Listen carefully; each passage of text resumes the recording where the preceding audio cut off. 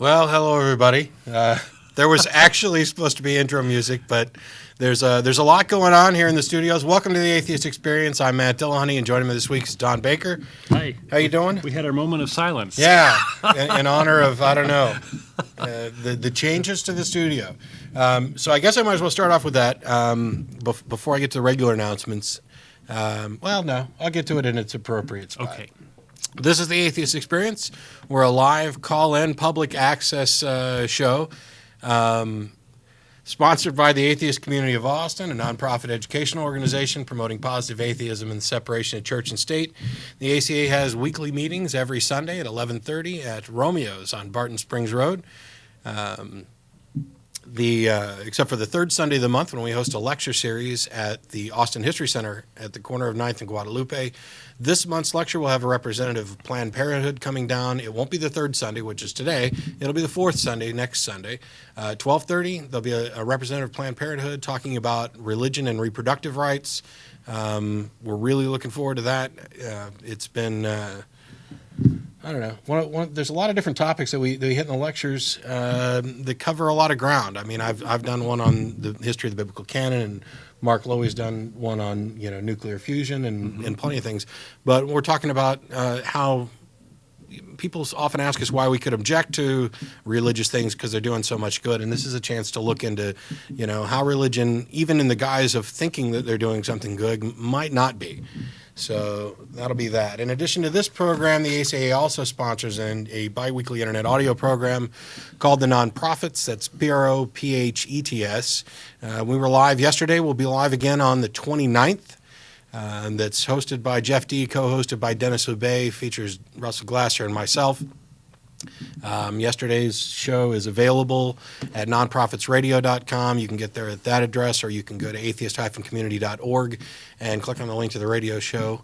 The audio from the show is in MP3 format and also available in a podcast, as is the audio from this program. For past episodes, or most of the recent episodes of the Atheist Experience are available there in a variety of formats to download and as a podcast. And we're getting a lot more mail and a lot more interest in the podcast. We appreciate it. Special hello to all the people listening. Get the word out. We appreciate the mail. We can't respond to all of them. For those of you who don't get on the air or can't listen to us live and would like to send in feedbacks or comments or suggestions, you can email tv@atheist-community.org. That goes to everybody involved with the show. We can't always reply to everybody, but we will do our best, and we do read them all. So kind of, I guess, is the announcement. One of the reasons, I guess you guys evidently heard music and we didn't, which is unusual, but there's a lot going on in the studio. We will not be live for the next 2 weeks. For the next 2 weeks, we'll be rebroadcasting previous episodes as the television station here does some cleanup and improvement work and painting and upgrading and all kinds of behind-the-scenes stuff. So they've shut down the live production. We'll be back again on August 6th. I won't be here because I'll be taking a vacation and going out to Vegas with some friends, but...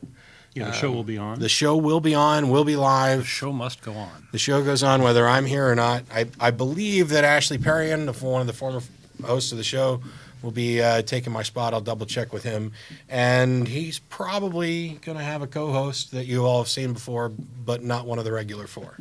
So be sure, I know we're off for 2 weeks and it's a bit confusing, but be sure and tune back in on August 6th. Yeah, it's all on the website if people want to take a look. All the information on this show and our 2 weeks off is available at atheist-community.org. And in addition to this show, the ACA sponsors a number of social events throughout the week. Atheist Happy Hour at Ninfa's, for example, 7:30 on Thursdays. That's on Anderson near I-35 and 183. And after this program, the cast and crew get together, and we invite any atheist or atheist-friendly viewers in the Austin area to come down and join us for dinner after the show at Threadgill's. On Riverside. The show's off at 6 o'clock. We normally get there between 6:30 and 6:45, probably closer to 6:30.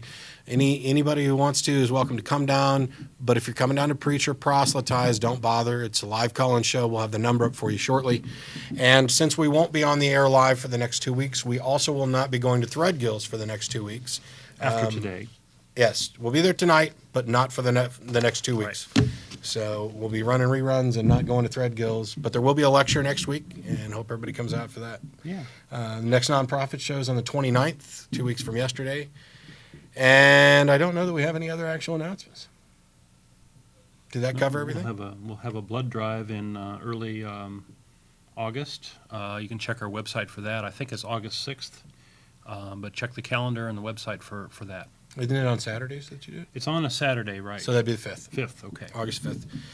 But that takes care of it. Please feel free to visit the website, atheist-community.org. We'll get the number up for you shortly. But Don's going to kind of continue in the vein that we did last time. Did you want to do your news story first, or you want to Well, yeah, later? I guess we can. Okay.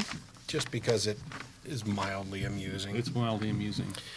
A Pensacola evangelist and owner of the city's defunct Dinosaur Adventureland was arrested Thursday for failing to pay $473,818 in taxes and making threats against federal investigators.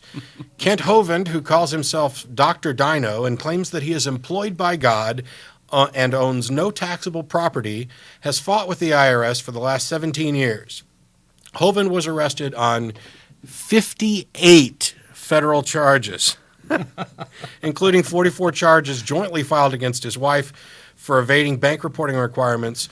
In the years 2001, 2002, they withdrew over $400,000, but they did it in They'll probably have a wonderful 9,000. little vacation, won't they? Well, they did it in $9,500 chunks because that $10,000 limit, if you withdraw more than $10,000, it gets reported to the IRS. Right. They put that in, I think, to kind of keep an eye on organized crime. Yeah. So, So what they did was they'd go in like on Monday and take out $9,500 and go back in on Wednesday and take out another $9,500 and did this to withdraw it. The other thing that they were doing you mean was they were intentionally deceptive? no, well they were deceptive against the IRS. I don't know what they were using the money for. It could have been legitimate expenses, Okay. but it was a way of avoiding the taxation on it. The other thing they'd done was all of their employees, they designated them missionaries to avoid having to pay any income tax on them. So basically you're talking about potentially 17 years of employees who may also be in trouble because they've been receiving untaxable income, all because And they haven't had Social Security paid in under those names, Right. right? all because he refused to render under Caesar that which is Caesar's, you hypocrite. Right. This And guy... he had putting problems for building permits earlier, right? Yeah, he had problems. They were building without a permit and saying that they didn't need one because they're working for God, and God doesn't give permits or whatever. So they actually closed That's down not what this. church-state separation's about, guys. They closed down this Dinosaur Adventure Museum, which is his little creationist fiasco Tremendous showing loss, yeah. dinosaurs and humans. Anyway, bravo, Kent. It's always nice when justice is served, isn't it? I hate this, it's unfortunate that it had to be like this, that they're, the guy's doing stuff that he believes in. He could have worked within the law and not had any problems other than people saying, you know what, you're a quack. You've got crappy credentials. You don't know what you're talking about, and you're spreading a pack of mythical religious nonsense as if it were true and making money on it. I mean, if he was able to withdraw nearly $500,000 over the course of 2 years, the guy's making money. And he's getting donations from plenty of other quacks. And I think that's, we can laugh about it because this is mildly amusing, and this whole man walking with dinosaurs thing is almost cute in a childish way. But it is really one of the reasons why some of us are so actively opposed to the idea of organized religion. People saying, it doesn't do any harm, it's doing good. No, that's tons and tons and tons and tons of money that was wasted on this fantasy park when it could have gone to actually help people or do anything else productive. Right, and he's actually in the business of sort of promoting how to create false churches so that you can screw the tax, do tax evasion, right? So he's actually promoting. It's not like he's just doing it; he's actually actively promoting what he's doing to others. Yeah.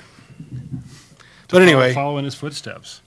That was my fun news story of the day. Yeah, and that kind of is a great segue into what I wanted to talk about today. I'm sure, I haven't seen it yet, but I'm absolutely sure that there's going to be cries of persecution, that this poor guy is going to be persecuted, or is being persecuted by the feds and all this stuff. And I actually hit this pretty hard last time when I was on about 4 weeks ago.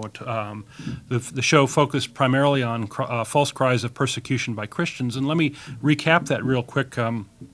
Christians are the most powerful group in the U.S. in terms of money, numbers, and control. They have control of the 3 branches of the government.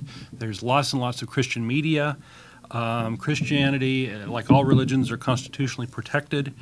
The media, the sort of non-biased media, rarely criticizes Christianity because if they do, we have Christians writing in and saying, "Oh, you're persecuting us. You're persecuting us."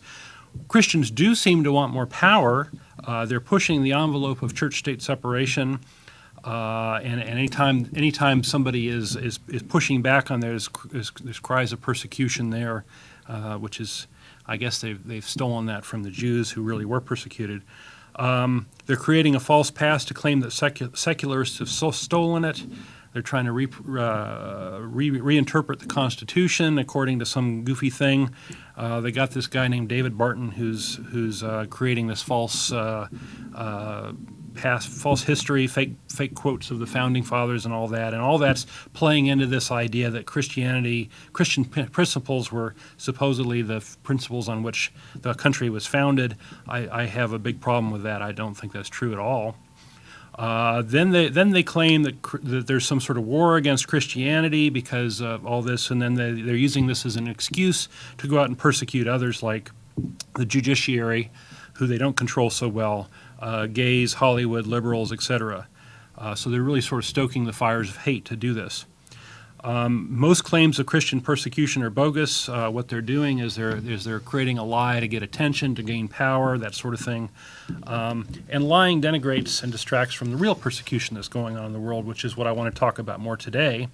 Lying doesn't help your cause, and lying is sort of an admission that your cause is crap, right? If you have to lie to promote your cause, then you're sort of admitting that your cause isn't that great, because otherwise you'd use the truth to promote it. Okay, so that's kind of the past, and you see things like what Matt just brought up as examples of Christian persecution, where somebody does something stupid. I mentioned on the last time we had some guys producing Bible tracts that looked like real money, and they got in trouble for that, and they were claiming, oh, this is persecution. Well, the Sacred Service doesn't take too kindly to that sort of thing. So today's show, I want to talk about examples of persecution by Christians. And Christians came into power around 375 when the first Roman emperor was not only converted to Christianity. Constantine was converted to Christianity near the end of his reign, but the next one, who I don't remember, actually was Christian, and this started a persecution of rival sects of Christianity. There was a winnowing out of all the different versions of Christianity, and there were many. Later, there were pogroms and crusades against Jews and the Islam, and both in the Old World and the New World. In the Middle Ages, we had a torture industry promoted mainly by the Catholic Church and the Inquisition, which is sort of still alive today in a rather odd way. We'll get to that later. We have the burning of witches and pagans and torture of heretics and all this throughout the Middle Ages as well, up until even the time of the founding of the U.S. When we had the Salem witch trials and all that ridiculousness. Slavery has been justified biblically, and the subjugation of women still goes on. It's been going on since the beginning. So all of this stuff, I really doubt you're going to learn about any of that in church. I really think you're just going to get the whitewashed version of what Christianity is about. So these are sort of many of these are sort of older things. I mean, the persecution of the Jews is certainly something that happened in the 20th century, especially with especially with Hitler and the persecution of the Jews there, a lot of it was based on Christianity, and a lot of it was based on this anti-Semitism that Jews killed Jesus or whatever. And I think that of all the groups, the Jews have suffered the most from Christians. I think that's just sort of been part and parcel of Christianity throughout. And only since the Holocaust has it sort of been sort of looked down upon, although you can still find it in places. So, and the reason for this is supposedly because Jews killed Jesus, right? And the morality of this is, okay, well, let's say let's say this is true. Let's say that Jesus did exist and he was killed, 2,000 years ago by a bunch of Jews. Okay.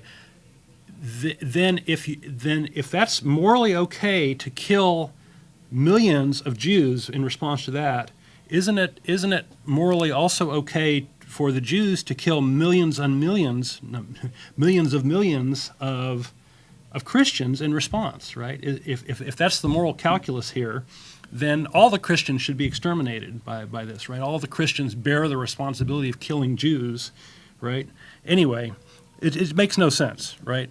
So either Jesus was a man, he was a god, or he was a myth. If he was a man, he's dead, get over it.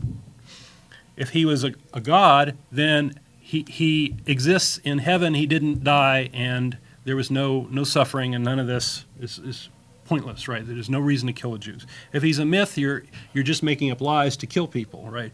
No matter how you slice it, this is wrong, and this is sort of anything. One of my gripes about Christianity is how they're, they claim to be, forgiveness and all this crap, but when it comes to killing Jews, that's kind of their sport.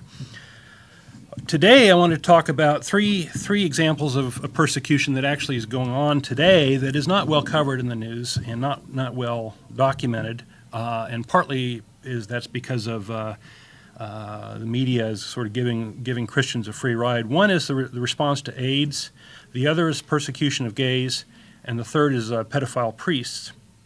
And the sort of punchline for the show today is that Christians are doing far more harm than they've experienced. Their cries of persecution is really just sort of a notion of projection of claiming, trying to redirect the spotlight from the persecution that they're doing to others, so that they can get away with it. And you're not getting the full story because the media is bullied and turning a blind eye to the real problems. And I'll point out some places in the media where you can actually read about these things. And so the response here is that Christianity really isn't a religion of peace. It's not a religion of love. It's a religion of power, as far as I can tell. So do you want to say anything before I kind of launch off into some of these examples? I want to talk about the AIDS response first. No, we're good. Keep there's going. We're talking about whether or not Christianity is a religion of peace. A lot of that depends on which version of Christianity, who you're talking about, whether or not you're indicting organized religion or a particular interpretation or doctrine or dogma, and it's going to vary. And we had a big discussion yesterday on the nonprofits, and it's something that I've been working on a lot lately, in this idea that people don't necessarily believe in God as much as they believe in belief. They don't necessarily believe the tenets of Christianity as they believe in this need to maintain a hold on their Christianity. Because most Christians, we talk about the potential harm that any religion or Christianity in particular can do. Most Christians go throughout their lives with God as an afterthought, with all of their religious tenets as an afterthought. Their day-to-day lives are based on reason and reality, and it's only in those times when their personal ability to handle real life and stress that they really dig into the religious claims, apart from So Sunday you're calling observances. it kind of a security blanket, right? Yeah, it's Pacifier of some sort, right? I have called it a crutch or a security blanket. More than that, I would call it hypocrisy. Because if they were, if you're a true believer, and if what the Bible says or what Christianity teaches in its broad theology is actually true, it must therefore be the most important thing. And while I can look at the words of Jesus in the Sermon on the Mount, talking about sell all your belongings and give all the money to the poor and don't worry about anything because God's going to provide everything you need. Right. Don't worry about the future. Right. I can look at that and saying that's terrible advice. That's ridiculous. That's stupid. But if in fact Christianity is true, that's what they should all be doing. Mm-hmm. The fact that they don't demonstrates, number one, that they really don't believe it to the extent that they claim that they do. And it's only when somebody dares to say, you know what, maybe this all isn't true. Maybe this is an absurdity. Maybe it's a remnant, kind of an emergent hive mind thing to keep us from feeling bad or worrying about what happens at the end of our lives. Answer these tough questions. Let's, rather than spend a lot of time focusing on whether or not something is morally right or wrong, I'll just go ahead and accept what I'm told is morally right or wrong. That shortcuts everything. I don't have to waste time thinking about it, and I can get on with my life. So, we can keep going, with potential harm that can be done, because I think a lot of that harm is consistent with the religious beliefs. Mm-hmm.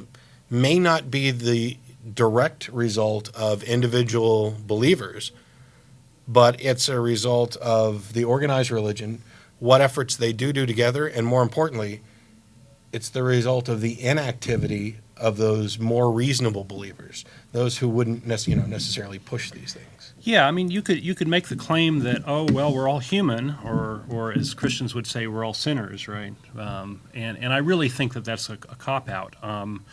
I think that if Christianity is true, we have to hold it to a higher standard. We have to say, well, if this omnipotent, omniscient God really exists, and you can talk to him in prayer, and get the lowdown, and get and get this direct line to morality, right? Then Christians should be held to a very high standard, right? They should be getting the right answer nearly all the time, right? And independently. And independently. Two Christians right. go and ask God what God wants them, or what God thinks about X. They shouldn't come away with two separate answers. Right.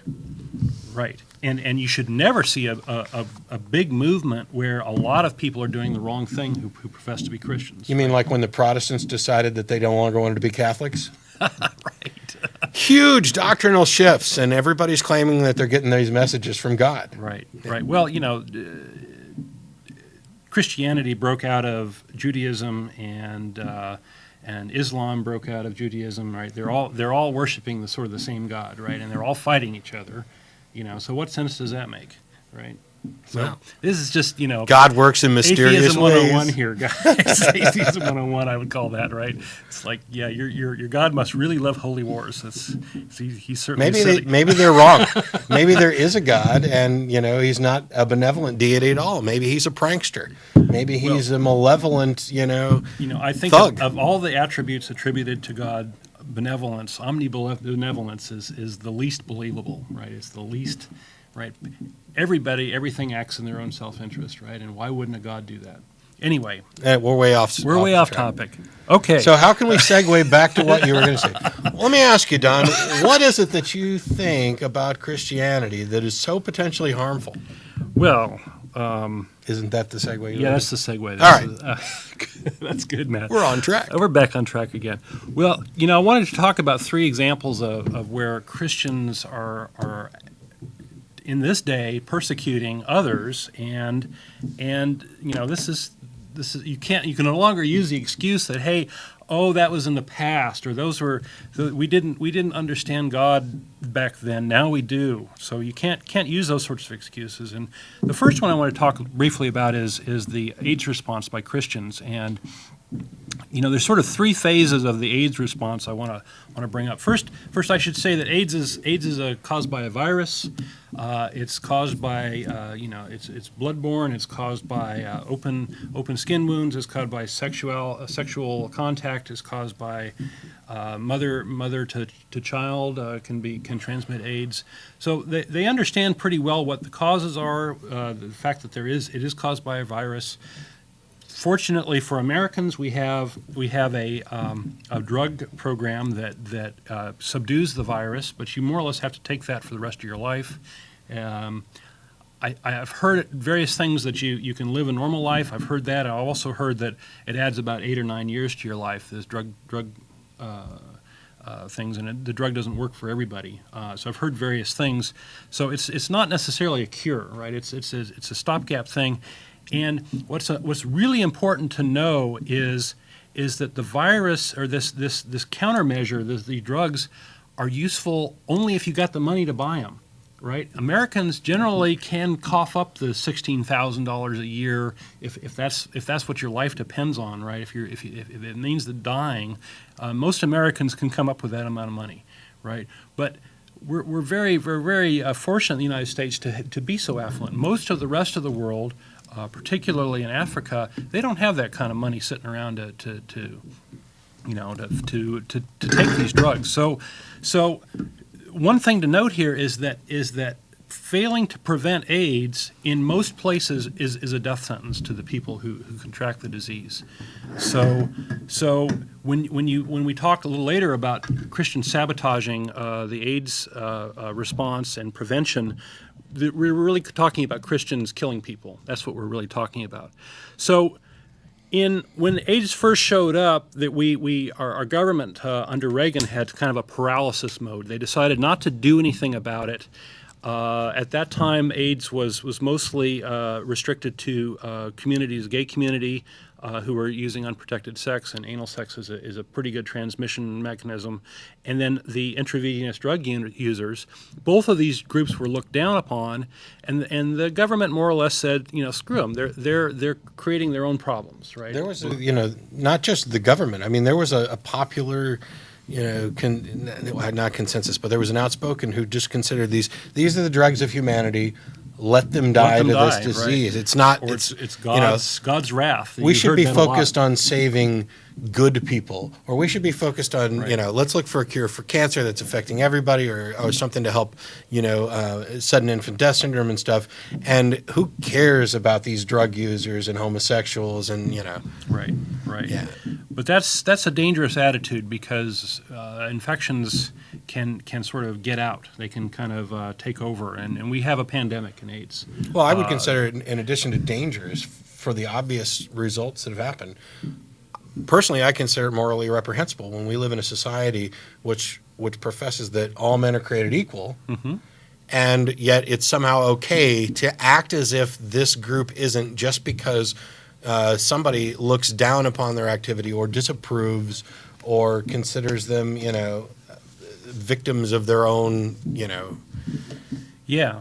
And I should say, as a result of this sort of policy or lack of doing anything, pretty much all of the hemophiliacs that existed in the United States during that time, who were having to use blood products in order to stay alive and do the blood clotting, they have all died. And I actually know somebody who was in that situation. And they were just sort of, casualties. To their credit, the gay community had responded and demanded a lot of attention for the disease, and maybe they got too much attention vis-a-vis the others who were also infected and also suffering and such. But they did get some action going. So the first phase of this AIDS response was sort of blaming the victim, and I consider this kind of criminal negligence in that you're sort of sitting by allowing crime to happen. Then we move on to the next phase, which was an active sort of condom misinformation campaign, and this is still going on as well. And the Vatican is leading this sort of thing. In 2003, we have Cardinal Alfonso Lopez Trujillo, head of the Vatican's Pontifical Council on the Family, basically saying that condoms don't work, they don't prevent AIDS, and don't use them. And this was just one example of the Vatican getting in the way of condom use and claiming it's a culture of death and all this bullshit. Excuse me, I guess I shouldn't say that on TV. Nah, you're fine. It was bullshit. It was bullshit. Okay. So effectively, with the Vatican and others have through this war on condoms, which still goes on, by the way, has sabotaged a lot of prevention programs, and I consider this, pretty much like manslaughter. Right? You're not actually going out and killing people, but you're sort of setting this up to, preventing something that could help people. So that's the second phase. The third phase, I think, is going on in recent years with the evangelicals and this so-called PEPFAR. I've talked about this before, but what we have is the Christian groups, mostly Protestant this time, James Dobson and Franklin Graham, taking over and mandating what goes on in the AIDS response from the United States in the way of our policies in Africa. And basically they're saying, well, we think condoms are morally repugnant, and we're going to sabotage any sort of prevention program that has anything to do with condoms, and we're going to try to substitute abstinence and faithfulness or minimizing your partners. We're going to sabotage. We're going to rely on those. So. In particular, in Uganda, for example, they've had a lot of success combating AIDS and slowing down the spread of AIDS through what they call an ABC program. For A is for abstinence, B is for be faithful, and C is use condoms. And what's happened is the U.S. government, Bush and those have stepped in with this PEPFAR program, sort of claimed success for this program, and then went and sabotaged it. Right. So what they did is they've actually sabotage this program in Uganda while claiming its success for their own.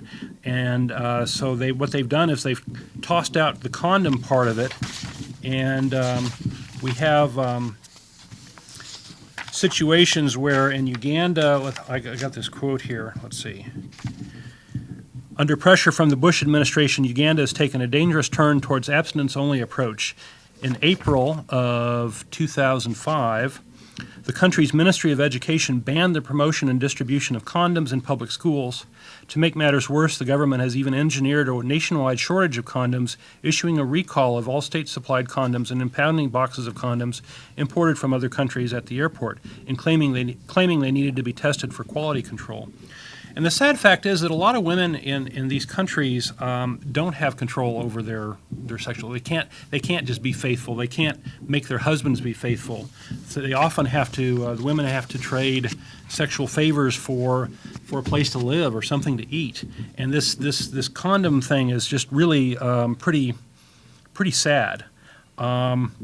Now, I mentioned James Dobson and Franklin Graham. What they've done is they've said, oh, well, we've got a whole bunch of people over there that, this whole captive audience thing, right? We've got a captive audience of people over there. We should be ministering to them, right? So they've set it up where they are getting these groups under these Dobson and Graham are actually getting money from the U.S. government under this faith-based charity thing to go over and run AIDS programs in these countries.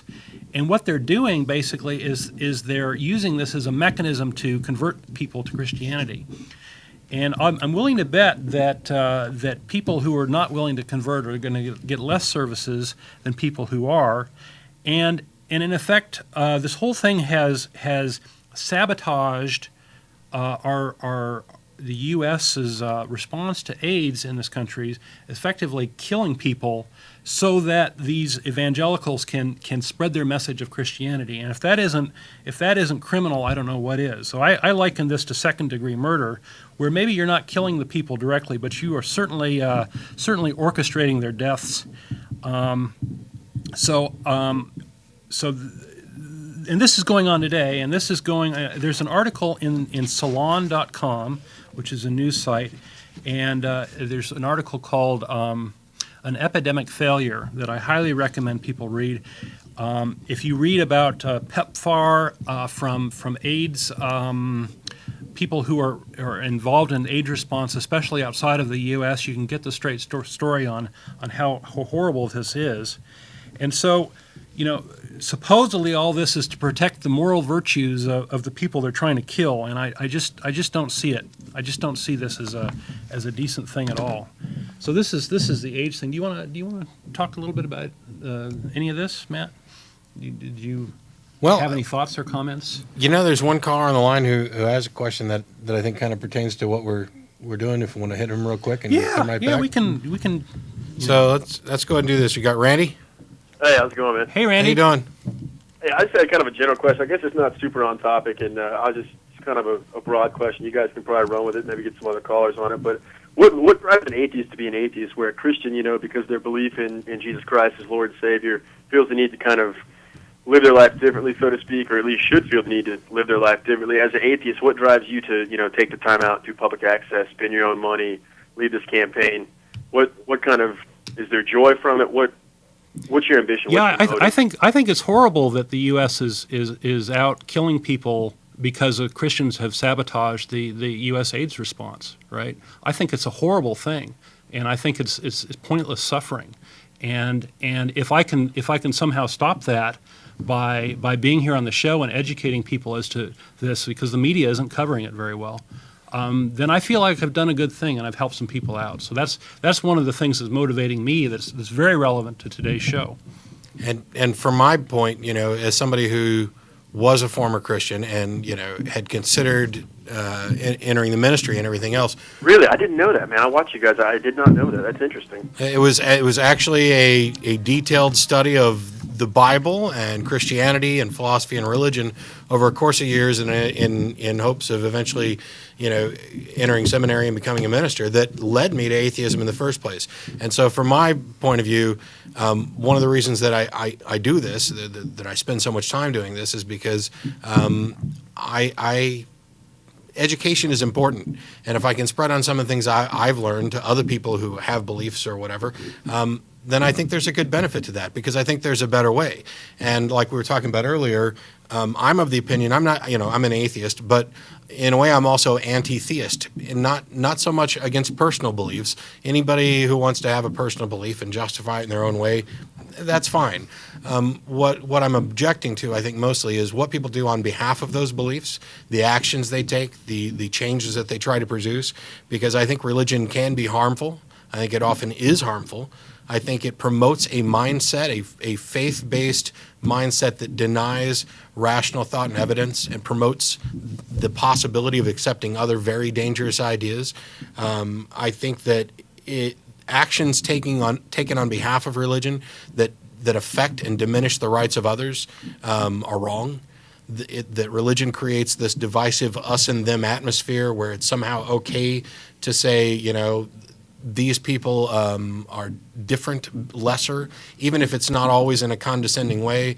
You will get Christians who call up and, well, I can't get a straight answer anyway. There's some who call up and say that I'm going to heaven because I was once saved, always saved. And there are others who say that I'm going to hell for apostasy. But regardless, we'll get Christians who'll call up and say, that they'll pray for us. And I know, as a former Christian, that they only mean well, that they're really just saying, based on my personal beliefs, I think your soul is in jeopardy, and I'll pray that doesn't happen. But it's also, in a way, kind of insulting and kind of condescending, because it does refer to a kind of a better than situation. And I think, we live in the United States, and what we're seeing with regard to religion, usually as organized religion, and sometimes, I'm sure you and most other Christians would agree that organized religion is often misused, and kind of there's some departure from, I guess, the true nature of what a lot of Christians feel about their religion. I mean, if you definitely studied you went to some seminary and stuff like that. I mean, Jesus was pretty anti-religious, from the get-go. There were parts of that. The thing is that while I can understand that and kind of agree with you with what you're saying, there's deeper questions with regard to the reliability of the Bible. So it's always difficult to say Jesus said such and such when we have no idea if the person even existed. Down to faith, as long as there's doubt, it's faith, it's not fact, and nobody claims that it's fact by any means. Well, there are people, and the thing is, as I say almost every single week when we get a call like this or a call on these types of subjects, if you want to believe it based on faith and that's your justification, I can't possibly argue with you. I can't prove that it's wrong. I couldn't attempt to, but you're also placing yourself in a position where it's a personal belief that you can't justify to anybody else. If you go with, 1 Peter 3:15, I think, where Christians are supposed to be ever ready to present the reason, and the Greek word for reason there is not just the faith-based type reason. Right? It's you're supposed to provide a reason, a rational explanation for what you believe. And that was the verse that drove me to dig in as deeply as I could, because I needed to find good rational explanations for this. And what I ended up finding was that the more I looked, the less true any of it was, until at one point it was just patently obvious that I was now an atheist. And that was a hard transition for you, wasn't it? Well, it wasn't so much hard as that it took a long time. And we talked about it on Nonprofits yesterday. Somebody asked, once you accept the fact that there is no God, or come to that agreement or understanding or whatever, human life becomes infinitely more precious. This is a one shot. I've got one shot. I don't get an afterlife. I've got this one life. And so every minute of this life is infinitely more significant to me than it ever was as a Christian, or ever could be to anybody who believes in an afterlife or reincarnation or anything else. I can definitely buy into that. My only question to you is, what if, that big what if there is an afterlife? What if, in fact, you are wrong? Okay, and what if you're... You know what I mean? That's a version of Pascal's wager. What if you're wrong? What if if I'm wrong, what's my loss? I mean, No. You're making a huge assumption that there is Christianity or Take nothing. a stab at this too. There's thousands of religions. You could be wrong on any different aspect, and some other religion could be right. Some other interpretation of Christianity could be right. And all of us, it could be that all of the religions are wrong. But if any, this isn't a dichotomy. It's not Christianity is either true or there's no such thing as a God, no such thing as an afterlife. That's comfortable for you, I'm sure. No, what I'm saying is either way, like if I'm not following whatever God would be correct, then I would probably experience Whatever from that God, right? That's all I'm referring Sure. to. Yeah, they're all mutually exclusive. In that case, you and I are exactly in the same boat. I could be right, you could be right, or somebody else could be right and we're both wrong, and then we're in the same boat. My thing is that once you realize why you reject all of those other religions, then you'll realize why I can reject yours as well. Because they can't all be right. They're mutually exclusive. But the one truth that we know is that they can all be wrong. How's that? How could they all be wrong? It's It could be possible no that God. there is no God. In fact, I happen to believe that that's the case. So they can't all be right because they're mutually contradictory, but they can all be wrong. There doesn't have to be a God. That's just simple logic. No, just evolution, just science, and how things have panned out. We're just kind of here, and it's just kind of... Yep. Sure. What if. There's also nothing to say that the current explanations of evolution and everything are spot on 100%. But regardless, even if evolution turned out to be wrong tomorrow, that still isn't evidence for a God. That's just evidence that particular explanation wasn't correct. There could still be another natural explanation that doesn't require any kind of divine supernatural influence. Now, a lot of what we see, especially when we see these twists on Pascal's wager, are these kind of false dichotomies where it's an either or. Either Christianity is true, in which case, you're going to burn in hell. Oh, and if it's not true, then we're both right and, or we're both going to just die and nothing happens. Well, that's not necessarily true. There's also the idea within Pascal. Well, you've got A lot of stuff. Well, let me hit this from another angle, and that is, I think another assumption that's made when people make these sorts of claims is that belief is sort of free, that you can just make one choice or the other, and there's no consequences to either choice. Right? Why not choose the one that makes things better? Well, if you choose to believe in Christianity, then you're sort of signing up for some sort of responsibility for the harm that Christianity is doing to the world, right? Yeah, and that's today's topic. I mean, we're talking about the persecution of spreading AIDS. We're talking about the persecution of gays. We're talking about children being molested. This is an artifact of that belief. Kind of a stretch. That's like saying that you guys would be responsible for an atheist who killed somebody because he's an atheist. Y'all kind of had a hand in that. You believe the same thing. No, it's not like that at all. We're not saying that every Christian is individually responsible for the actions of any other individual Christian. I thought that's what you were just referring to. No, what we're saying is that what we're talking about is organized religions, specifically Christianity's group effect on society. When if you happen to be a Christian who, let's say, doesn't have a problem with gay marriage, then you're obviously not part of the problem. But the bulk of the people who share the label that you've adopted, acting in concert, have this group effect which opposes gay rights. It opposed slavery. It opposed women's rights. It opposed abortion rights, reproductive issues. Right. It's you're not individually responsible for the actions of the other individuals, but the group also has tenets and dogma that are pushing this. Atheism doesn't have any such thing. There are no tenets or dogma in atheism. There's some nutball atheists. Luckily, one of them, Larry Darby, just decided not too long ago he wasn't an atheist. So I'm no longer saddled with explaining why somebody who's supposed to be reasonable is such a nut.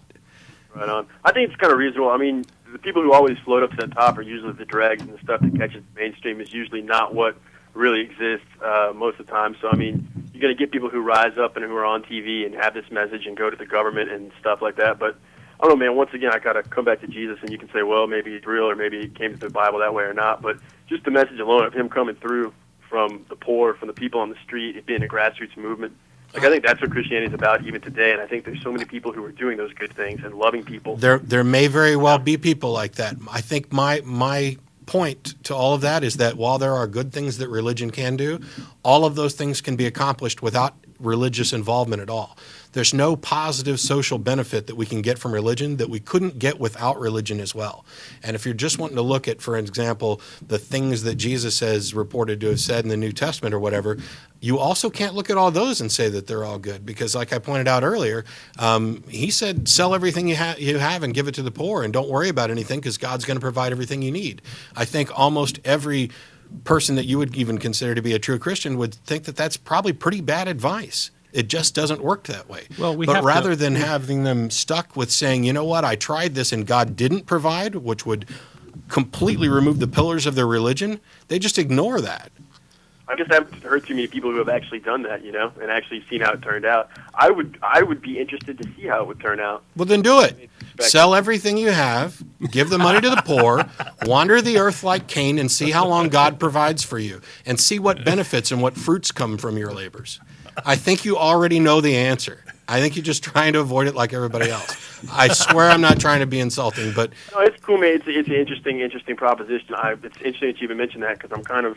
Yeah, I mean, most people would say I'm crazy with some of the stuff I'm contemplating, but, you know, that could be a pretty interesting walk. Maybe I can get back to you guys at some point. I'm not going to make any, you know, proud professions here that I'm going to go and do that, but, I mean, I agree with what you're saying, and I think that if a lot more people interpreted it kind of how you're interpreting it with that hard line, I think we might see a more powerful existence of a God, somebody that would, you know... Well, that's certainly an experiment worth I think that, you know, Christianity has a lot of good sort of ideals. You know, love thy neighbor, those sorts of things. You know, do unto others. Although that predates Christianity. Yeah, there's a lot of good ideals there. So I'm not disagreeing with that. But you know, the proof is in the pudding. You have to look at what Christianity has done. Right, and I think that that's the most appropriate measure of Christianity. Right, is what has it done with all that wonderful teaching, and you know the answer is that it's not that pretty.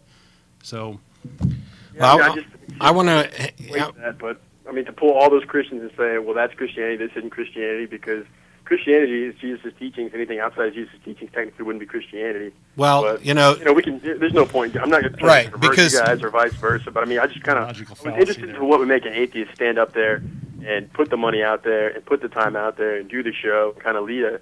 Basically, atheism to me is, I mean, it's kind of like religion, more or less. Like it's a set of beliefs or a set of disbeliefs. No, there's no beliefs. There's no set of beliefs in atheism. Atheism is just the lack of belief in a God.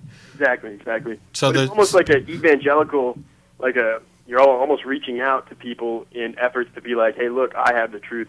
Just kind of like how Christianity does. It just seems. How can you agree with me when I say that it's not a religion, that it has no dogma and tenets, that it's simply the lack of belief in a God, and then come back and say that? I mean, don't get me wrong. I understand what you're saying in spirit, because we're out here publicly on TV.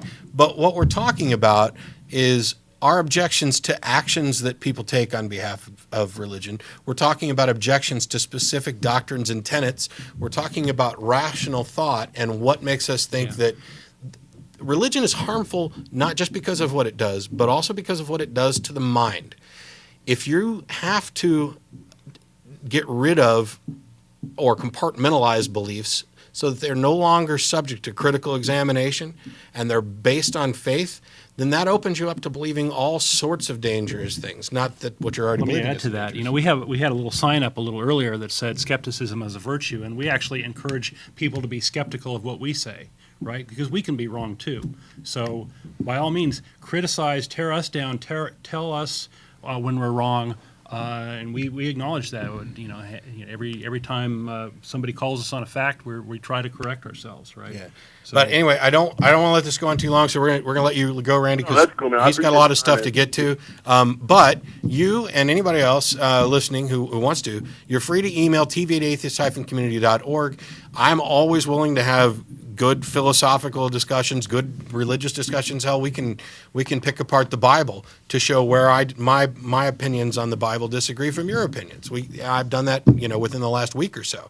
I'll get back to you in a few years when I learn Hebrew and Greek, man. I got some homework to do first, but I hear you. And, it's a complex who knows? subject, no doubt. I sounded almost exactly like that a couple 3 years ago. So who knows? Maybe you'll Come to catch the dark up. side, yeah. I doubt it, seriously, guys. But yeah, Okay. you guys take care. I doubted it too, but thanks, Randy. All right. I mean, I'm kidding, of course. as if I started my search going, maybe I'll end up an atheist. No, I seriously, legitimately wanted to get back on track, wanted to justify my beliefs and move on, and possibly do ministry. Trust me, finding out that all of my core beliefs were wrong wasn't something I went looking for. No, probably not a very pleasant experience. Anyway, you've got a lot Yeah, more. let me try to maybe go through the rest of what I have fairly quickly, just to kind of point out, right? So we're not with this AIDS response. We're not just talking about an isolated thing, right? There are other examples where Christians are persecuting others, and the persecution of gays, I think, is one that sort of deserves special mention. And I would claim here the tactic is to create an enemy. Because having an enemy helps you shore up power, right?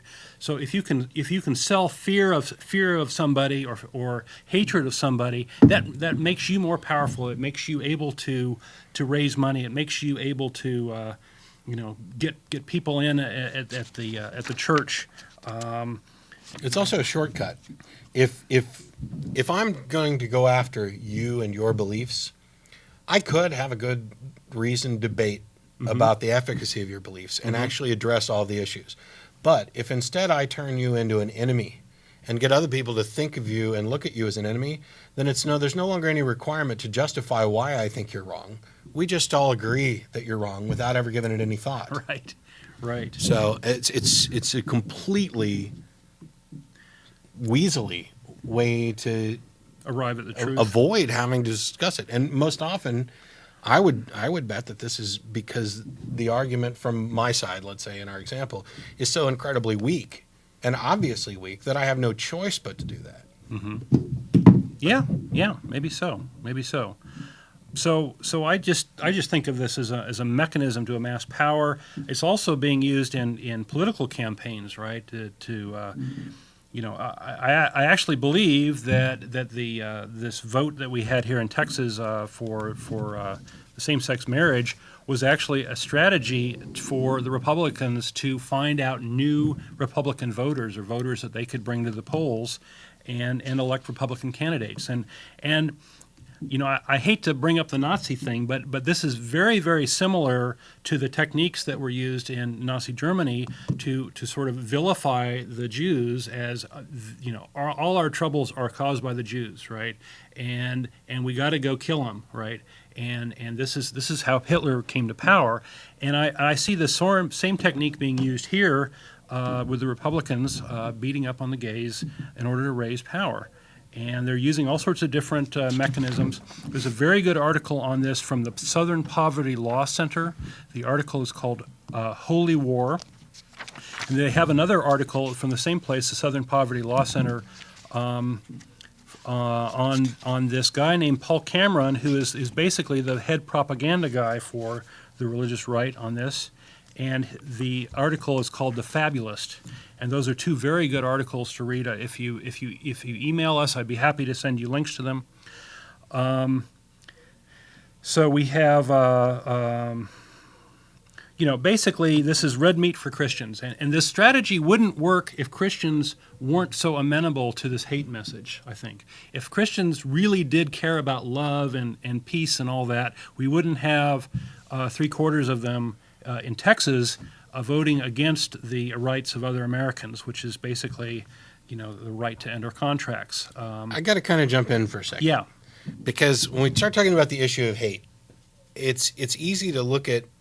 I agree that this is the problem, and that Christians in general are amenable to the hate message. But I don't. This to me is an example of one of the problems of religion and the mindset it creates. Because I don't think that individual Christians who would be amenable to the issues of hate or the feeling of hate towards an individual, I don't think that that's necessarily so much who they are as a result of what they've become based on their religious beliefs. Because this hatred that comes from Christians, to them it's love.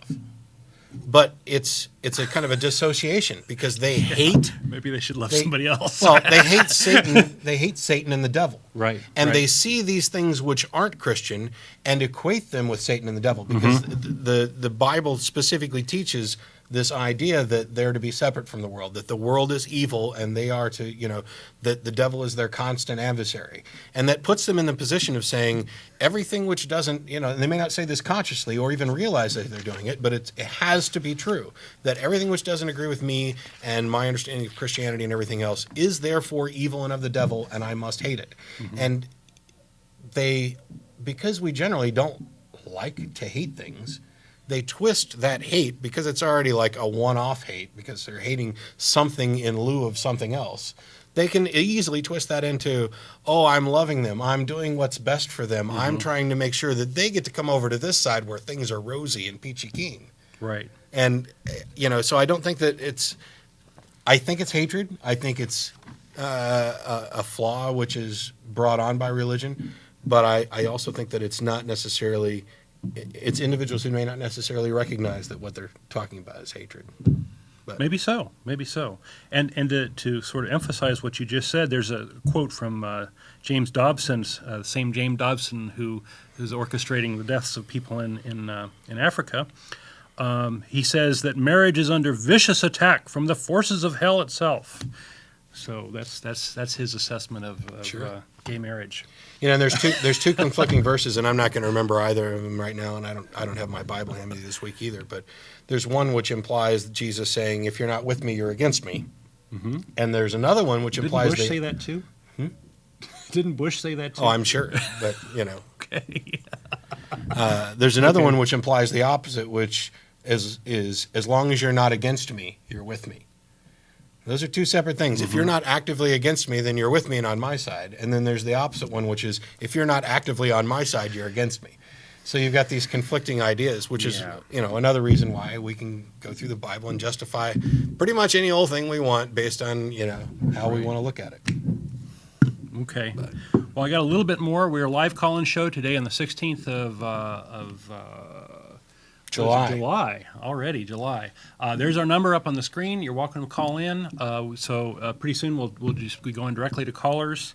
I wanted to talk a little bit about the priest scandal.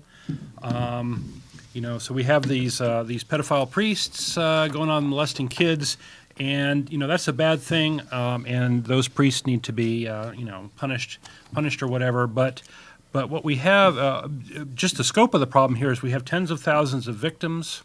Even admitted by the church that there's that many victims. Turns out that 1/10 of all priests are accused of sexual improprieties.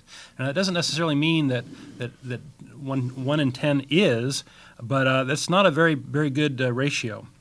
There's been a Vatican cover-up of this since the backing up. I'm trying to go through this quickly so we can get to callers. But the deal here is that there's some bad juju, bad stuff that's been going on in the Catholic Church, but rather than address it and fix it and say, hey, we have a problem, let's try to fix it, let's do something, they've swept it under the rug. They've moved the priests around between different parishes or different dioceses, and hidden it and paid off the victims and all this stuff. And this has been going on for... Paid them off to the tunes of hundreds of millions of dollars. Right. Overall, right. And so this cover-up's been going on since the 60s. To date, there is nobody who has been involved in the cover-up who has been indicted, right? So there's all of this terrible stuff going on. This pedophile ring going on and it's not been broken up. It's not been stopped. No bishop's been punished. We have a papal decree in the 60s basically saying to try to cover this up. More recently, we have Pope Ratzinger, when he was Cardinal Joseph Ratzinger of the, what is it called? The Congregation of the, hold on. Not jumping out at me. So, here it is. The Congregation for the Doctrine of the Faith, which he headed before he became Pope. This, by the way, is the new name for the Inquisition, showing its ugly head again. He actually created an edict that church investigations into child sex abuse claims should be carried out in secret, and the evidence kept confidential for up to 10 years after the victims reached adulthood. You know, I actually have, coincidentally, a news story that I had grabbed without knowing you were going to talk about this at all from the last 3 weeks. Let me hit the high point. Okay. A priest who admitted sexually abusing a 12-year-old altar boy, fled to Mexico after his bishop failed to report immediately the confession to the authorities. The Reverend Xavier Ochoa was suspended April 28th after admitting to the Roman Catholic Bishop of Santa Rosa, Bishop David Walsh. That bishop didn't notify any law enforcement officers 3 days, allowing Ochoa time to flee to Mexico. The Sonoma County District Attorney's Office filed on Thursday multiple misdemeanor and felony charges against Ochoa related to 3 boys he allegedly abused. Besides the altar boy that he confessed to, he was charged with molesting 2 teenage boys more than 10 years ago when he lived in Catawba. So we've got a priest who's a chronic child abuser, who's been moved to another diocese, admits to it, and his bishop doesn't tell the authorities for 3 days so that he can flee to Mexico. And the punchline, which is not funny at all, it was unlikely that church officials would face criminal charges for the tardy reporting, said the sheriff. Yeah. So they get a free pass here. I mean, that's just... That is obstruction of justice. Well, this is a systematic problem, right? And it goes all the way up to the Pope. The Pope has effectively interfered with all these investigations, and he's directed his underlings to do the same. And in May 20th, the Vatican asked for diplomatic immunity for the Pope because the Pope was mentioned in a lawsuit regarding sex abuse. So we have the Pope, basically, the Catholic Church is getting a free ride on this, right? If people really cared about justice, right, these people would be in jail, right? And there's lots of ironies here. One irony is if Christians are against abortion because of the harm it's causing these little fetuses that may not even have a nervous system, what about the actual harm done to real children under the name under these priests? These children are real. Kids, when they're abused, they're later told, "Well, Jesus died for your sins. You should be able to handle this." Is the attitude of the Pope. So, fortunately, we have something that works better than God here. We have something that works better than the whole Catholic Church. We have what's called secular justice. We have lawsuits that are actually getting justice going on. And isn't it ironic that 12-member juries can actually solve this problem when God and the rest of these idiots can't? So anyway, so this is the third example of persecution that I wanted to bring up. Diplomatic immunity. Pretty sad. Yeah. This idea of special treatment, we go back and forth about whether or not churches should be taxed. There's arguments for and against. Every time I hear something like this, I think the taxation issue is completely irrelevant, and what we need to do is go and arrest all of them and shut them down. If for nothing more, then they're contributing to this obstruction of justice, this continued, constant, by divine edict from the Pope obstruction of justice. I mean, it just makes me sick. And when people say, "Oh, religion does such wonderful things, how can you be against religion?" That's a crock. Religion does do good things. People, in the name of religion, can and do good things. But they all can also do those good things without religion, without that baggage, without that nonsense. Why shuffle money through the church to keep fresh flowers in the building for Sunday morning service and make sure a few cans of food get to the homeless, when we could, just tear the church building down, or wait a minute, put the homeless in the church building, let them live there, and just provide the food there. You can do so much more good if you cut out this holy or unholy middleman. It's, anyway. Yeah. And what's sad is that I read an article recently too that donations are not down for the Catholic Church. People are still contributing money. It's like they're still doing good. Yeah. Thank you for helping us pay off the child molester, the victims of child molesters. These priests and such, and the papacy and all that, they should all go out and get some honest work and work off this debt. Yeah. Instead of living like little leeches off of the people that they can, con. Anyway, so this whole thing has got me pretty upset and angry. So I'm sort of glad that it's doing that to you too. Maybe some people in our audience will get angry about this and help do something about it. I'm trying to do my part by bringing it up and talking about it. So let's take some callers. Sure. Let's switch over to callers. We got Paul. How you doing? What's up? Hey. I wanted to mention late 1980s documentary about the AIDS virus that I found really informal, but you kind of take it with a grain of salt, as most science. Informal or informative? Informative. Okay. It's called the Strecker Memorandum, and I just won't go into detail because it's a lot, and I just barely started researching some of it. But I totally agree that a lot of this political stuff, religion, gets a lot of special treatment. It's unjust, and I just wish we could do more about it. Yeah. There was a really good documentary on Frontline. Actually, it was 4 hours broken up over 2 days on the AIDS response and how it's gone through the years. And I highly recommend if you can tune it in. They show it periodically on PBS. It's a Frontline episode. 2 episodes. One of the things that really struck me about watching it was that AIDS, as I mentioned earlier, is really sort of a disease of ignorance, in the sense that if you really don't know what's going on, you can be harmed by it. But you see this ignorance played out in governments and such, where they deny it exists, or they deny it's a virus, or they blame the victims, or they do some sort of stupid thing. And you just see that over and over again in this documentary, and it's pretty amazing how sad it is. Ignorance is the ultimate weapon of control, no matter who's the master and who's the slave. Mm-hmm. And it's actually more of a retrovirus than just a virus. It modifies code without completely destroying the cell. At least that's what the documentary talks about. Okay. It's really interesting. Okay, that's sort of beyond my level of understanding, but. Me too. Yeah. Well, that makes 3 of us. So I know it's been extremely hard to combat because it's mutated. Yeah. And if you deny evolution, you're sort of missing the boat here on this one, right? Yeah.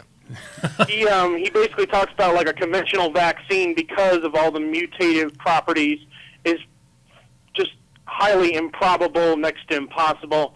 His solution, however, is resonant frequencies. Like, if you shatter glass with resonant frequencies, a virus can be somewhat like of a crystalline particle that could be shattered and killed that way. Interesting enough. In a human host? That sounds kind of science fiction-y to me. You'll have to color me kind of skeptical, to say the least. Okay. But since none of us know, I won't be asserting that it's not true, but I have my questions. Anyway, do you have anything else for us, Paul? No, thank you. Thanks a lot. Interesting show, and keep up the good work, guys. Thanks. Appreciate it. And thanks for the recommendation. Yeah. Okay. We've got Ed. How you doing? Pretty good. How's it going? Oh, not bad. Good. I was just calling on. I just wanted to say, the show is great, and this morning I got an email actually from someone, and it was about someone putting AIDS-infected needles in gas pumps so that people were getting infected. Anyway, we went to Snoops and found out that it's hate mail. That it's an urban legend? It's an urban legend, Yeah. and of course they don't mention the word gay, but it's very inflammatory. obvious. There's another urban legend. There's another urban legend similar to this that you can find at Snopes that was popular years ago, where people, Exit bombs. AIDS-infected people were running around on subways, intentionally sticking people, all Right. kinds of things like that. Yeah, and I think it's really sick. But also, the other thing I was going to talk about was, the religious thing with you're talking about the Catholic Church. What scares me even more is that there are a lot of churches that are independent. Almost all churches are smaller group. They're not like the Catholic Church. So who are they responsible to? And Well, that's a dual-edged sword. because I can just imagine someone's child telling them that they were molested by their preacher or a Sunday school teacher, and them going to the elders, and the elders are like, "Well, let's just keep this hush hush. We'll get rid of the person."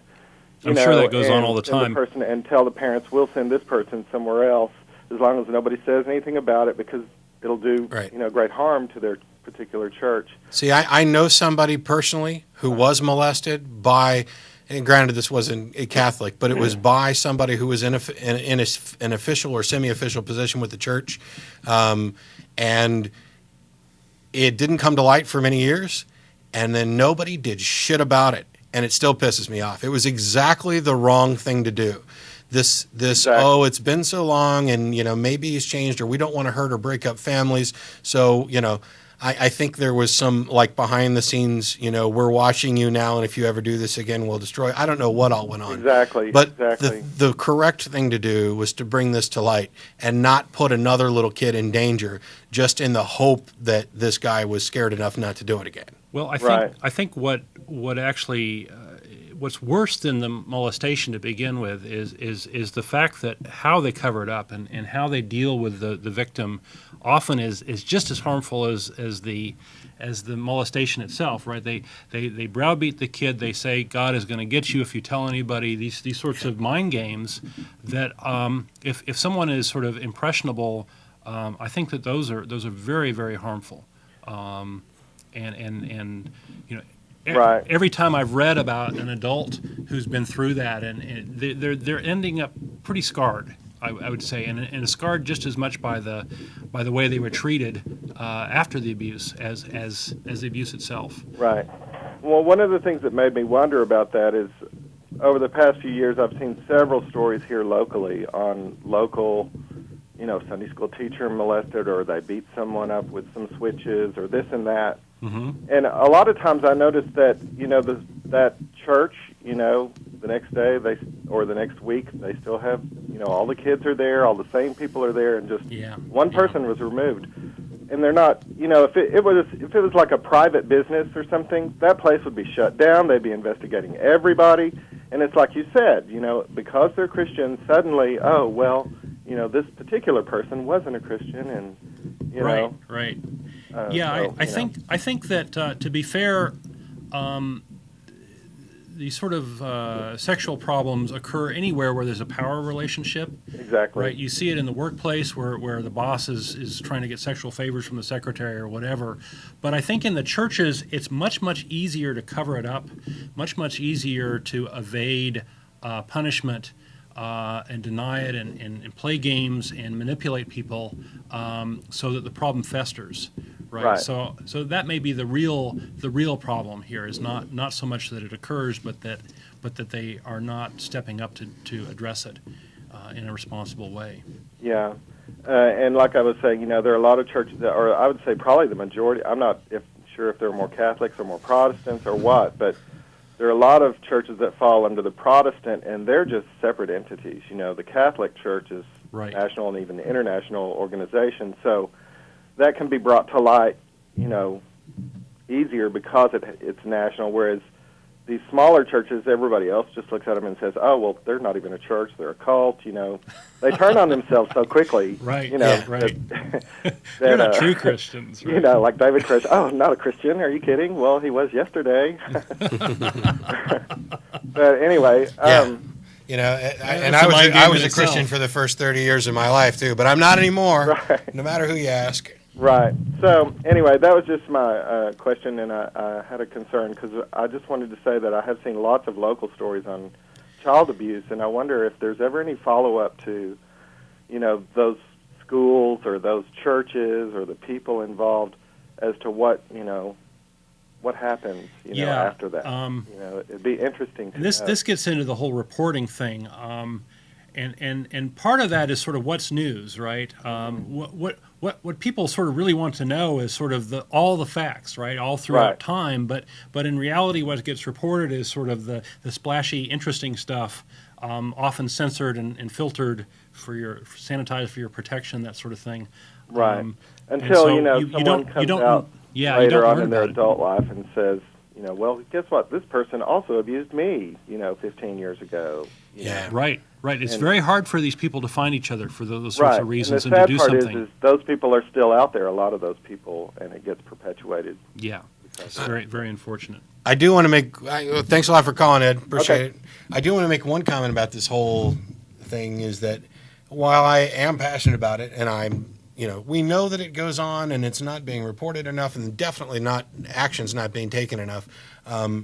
In some cases, especially where a lot of years have passed, there is this false memory thing, which is prevalent, where people have been falsely accused because they go and they see a hypnotist and they do this memory regression and even sometimes past life regression nonsense and come up with repressed memories, which in Michael Shermer's book, Why People Believe Weird Things, he covers this and how quickly that phenomena rose and climbed, the number of incidents reported and the number of them which turned out to be false because our memories are unreliable. And children are impressionable, and I guess there's been some recent research into this, in that there have been, to amplify what you're saying, there have been cases where you can have leading questions to children. Where did the person touch you, and did he touch you here? Yeah. These sorts of things, and children That's like saying, what do I have in my pocket? Do I have a quarter in my pocket? Yeah. Children can be led this way, and what's worse is children can be led to believe that something actually happened that didn't happen, right? They can deeply believe that it happened through this sort of line of questioning, and it's very problematic. There have been a lot of careers of decent, good people ruined because of these sorts of things. So yes, you do have to investigate these claims properly, and you have to be very, very careful, especially with children. Adults can be led as well, but children are especially subject to this sort of thing. Another thing that we brought up earlier that I want to amplify is there is this website called Snopes.com, SNOPES.com. If you hear a story that sounds a little bit fishy or too titillating to be true or whatever, go check it out there. This is an urban legends site. If these are sort of stories that take on a life of their own and people spread them, often from forwarding via email, that sort of thing, and they're often of questionable truth, this site goes out and actually does the research. Thank you guys. Does the research behind them and says whether or not they're true, and if they are true, what the real facts are and such. And very often the stories are not true, and the legend just sort of appeared out of nowhere. But this is a good site to go look at for facts on these sorts of things, these sorts of stories. So I'm thrilled our crew in the back put that up. So, take another caller. Sure, let's go let's on. take another We've got, is it Josh? Yeah, Hello, how you doing? pretty good. How are you guys doing? Pretty good. Yeah, just had a question for you guys. I agree with everything you guys are saying about this priest molestation and, everything that goes on in the Catholic Church, but I just wanted you guys to understand that there actually is a big space between the Catholic Church and Christianity Christianity actually has nothing to do with religion. Well, And hang on, Whoa, hang really? on, hang on, really quick, because I didn't actually bring all the data with me. But when we're talking about pedophile priests, we're not just talking about Catholics. The corruption with the cover-ups does exist in the Catholic Church, but if you go online and do research, you'll find that it is prevalent within Protestant churches as well. More widespread. So and the difference is, and this is just because of some limiting statistics, is that the Protestant targets aren't boys as often as much as the Catholic targets are, go and the figure on Protestant that. targets aren't covered up as easily and as often as the Catholic targets are. But by no means have Catholic cornered the market on Yeah, abusing yeah. children. I'm glad you brought that up, Matt, because we don't need to be picking on the Catholics alone. We need to be painting a And- broader brush. And, here. and on your other point about whether or not Christianity has anything to do with religion, congratulations. You have opinion number 983,625 on what true Christianity is. And until somebody can actually demonstrate which one of all those opinions is correct, they're all just as empty and meaningless. Well, I'm sorry that you guys feel that way, but the thing is, how can you say just because all these things happen in the world that there's just absolutely no God? I mean, I how didn't does this say that. eliminate God from anything? I didn't say that. The burden of proof is on the person making the claim. If you're going to make a claim that a God exists, that this supernatural entity exists, you actually have to prove it, because the default position is not to believe that there's some supernatural being when there's absolutely no evidence to support it. Do you believe in evolution? Do I believe Facts- in evolution? Science, Do you science believe in supports evolution? evolution, right? I believe that evolutionary theory is scientifically supported and is a reasonable, natural explanation for the origins of species, yes. Can a scientist explain why there's a monkey that can sit next to you and you look a whole lot different? Sure, because we didn't descend from monkeys. Monkeys no. and humans descended from a common ancestor. You really need to go to Talk Origins. You really need to do a lot more research into these really simple, basic questions. Can your religion explain why chimps and humans have 98% the same DNA? Yeah. Yes, because God created us. Ah, God, I mean, the thing is, all-encompassing I'm serious. non-answer. Do you ever just look up at the sky or anything, or look around you and all the nature and all that kind I've of looked things? all and over the just place, think, and I have yet to how find did a you, God. how do you breathe every day? How did we come about? How is there so much Muscles diversity contract between my different- lungs. Go read a book. Some of these, there's an FAQ at our website. You can go to www.atheist-community.org. You can check out the FAQ. There are tons of information available online. You can go to Talk Origins to get information on evolution. But the thing is that, as I said earlier, even if the evolutionary theory turns out to completely be wrong, that does absolutely nothing to support your case that a God, or your God in particular, actually exists. You have to actually provide some information from that. You can't come up with these non-answer arguments of, haven't you ever looked at the stars? And, well, I can't explain it, so God did it. Yeah, just because you don't know something That's doesn't mean there's a absurd. God, right? God isn't your ignorance. Partially for the benefit of that caller, but more so for Randy, who called earlier. One of my favorite authors of all time, and probably one of the people who had the most Biggest impact on impact you. was Robert Ingersoll. And He was a pretty famous lecturer in the 1800s. yeah, he's known as the Great Agnostic. But He'd go from city to city and give lectures, and people would he was very, very popular. hugely popular and friends with ministers and politicians. And he delivered a Republican keynote address at one time and everything else.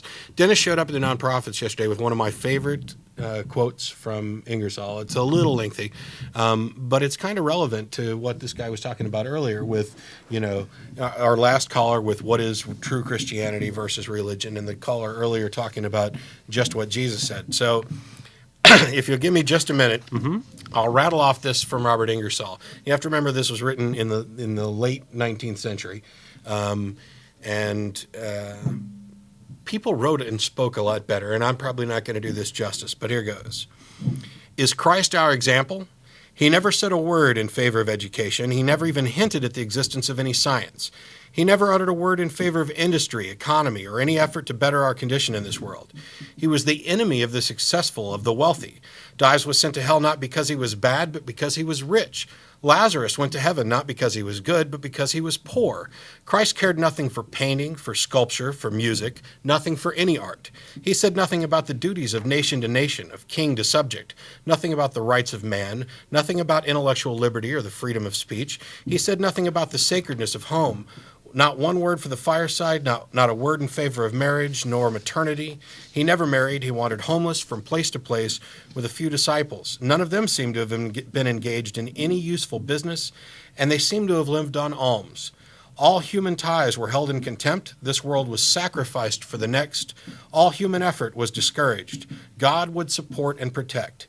At last, in the dusk of death, Christ, finding that he was mistaken, cried, my God, why hast thou forsaken me? We have found that man must depend on himself. He must clear the land. He must build the home. He must plow and plant. He must invent. He must work with hand and brain. He must overcome the difficulties and obstructions. He must conquer and enslave the forces of nature to the end that they may do the work of the world. How wonderful. Ingersoll is just always one of my favorites. But, yeah. If you go to infidels.org, and we'll get that link up for people, in their library section, there's everything Ingersoll has ever written. And I strongly recommend reading and not an just essay. Ingersoll, the complete works of a lot of other There's very Voltaire, good authors. Bertrand Russell, but I strongly recommend an essay called The Truth, which is his entire indictment of the entire Bible.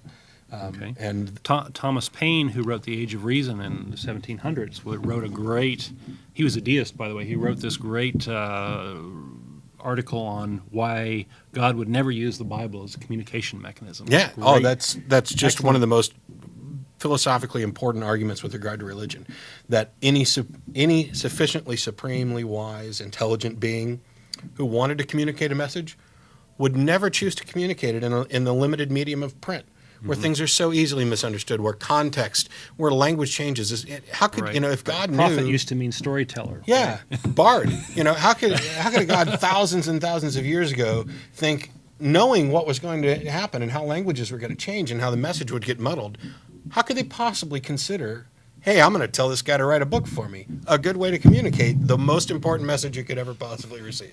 It's absurd. Yep. We're down to like 4 minutes or so, but we got Johnny. How you doing? I'm doing great, and you? I'm fine, thanks. I just noticed that persecution by Christians. You're assuming all Christians are that way. No. Let me tell you, I'm a Christian, and I believe I have a right to believe what I want to believe, and you have a right to believe what you want to believe. Congratulations. I might not agree with what you believe, but that's your right to then, believe what you want to believe, because then we're in complete agreement. In doing so, I believe what I believe. And the consequences of what I believe, since it's my life and my right, it's mine. And I will neither judge or condemn the person that disagrees with me. Not the person. I might disagree or probably condemn what they believe, but I'm not going to say anything unless I'm asked. I respect what they believe as long as it's moral and legal. We are in complete agreement. Okay. So as long as what somebody believes is moral, they have a right to their belief. I'm not objecting to them personally. We're talking about things people do in the name of their belief. Well, again, I have a right to believe whatever I want. Sure. And I'm going to have to live by it and die by it. Okay. That's my right. Okay. But that doesn't give you the right to impose your beliefs upon anybody else. No, I'm not going to do that. Okay. I'm not. I still consider those boundaries. Okay. I'm not going to overstep the boundaries unless I'm asked. I'm not going to criticize you. So not all Christians are that way. We didn't say they were. Well, matter of fact, we specifically said a couple times that we're not talking about all of them. We made that point a couple times. I didn't hear that part. Well, there are organized Christian movements doing these things, right? Well, again, you know what? There's a lot of organized movements. I don't always agree with everything the Christians say, okay? I don't always agree. I don't always believe the way they believe, okay? But so there's not a universal morality from God? not everybody sees it the same way. Okay. Okay, so it's a muddled message, in other words. God couldn't communicate that properly. Okay, let me tell you what I believe. Some of the things that, as a Christian, hey, the Bible tells me not to steal, not to murder, okay? Not to lie. It also tells you to It tells me to do all of those. Hey, what's so bad about? What's so bad about? Hang on. It also takes you to take unruly children to the edge of town and stone them. Do you think that that's a good idea too? Well, again, like I said a while ago, there's some things that I don't agree with. Okay. So there are things in the Bible. There's just like a lot of things I don't agree. Hang on. I'm just trying to understand. I realize that you can't hear me. We got different mics going. I'm just trying to understand. You're saying that in the Bible there are things you agree with and things you don't agree with. There's some things that I might not agree because I don't understand, okay? You don't. Okay? What do you not understand about? Hang on. What do you not understand about an order to take unruly children to the edge of town and stone them? I mean, that's in there. It's clear. Let me ask you. When's the last time? No, I asked a question. Okay, Probably, and back in those times, they were allowed to do that. So you're saying that morality has changed, that once upon a time it was okay to stone children to death, and now it's not. Hey, I wasn't back there. I didn't make the rules. I didn't make the laws. You don't have to be back there. Okay? Okay. We are almost, I got to let you go. We are almost out of time. We're down to like just a few seconds left. Feel free to call back next week, or you can email tv@atheist-community.org. We hate to let you go. We were on an interesting subject there, but we just ran out of time. Yeah, So. as a reminder, we won't be on live for the next 2 weeks. We'll be back August 6th. If you think that morality has changed such that once upon a time it was okay to kill children and that it was okay to enslave people, you really need to reconsider your morality. And that's all I have to say. Feel free to come on out and join us at Thread Guilds. Any atheists or atheist-friendly people will be there between 6:30, or we'll get there about 6:30, 6:45. Thanks to our callers. Thanks We'll see to you our on cast August and 6th. crew. Good show. Yep.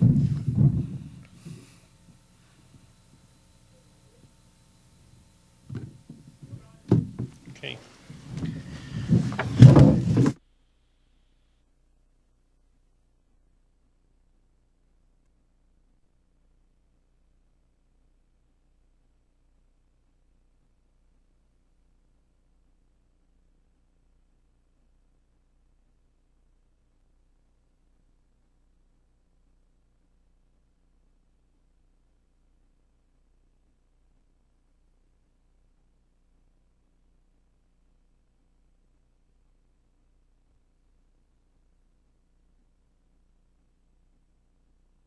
Of my favorites, but yeah.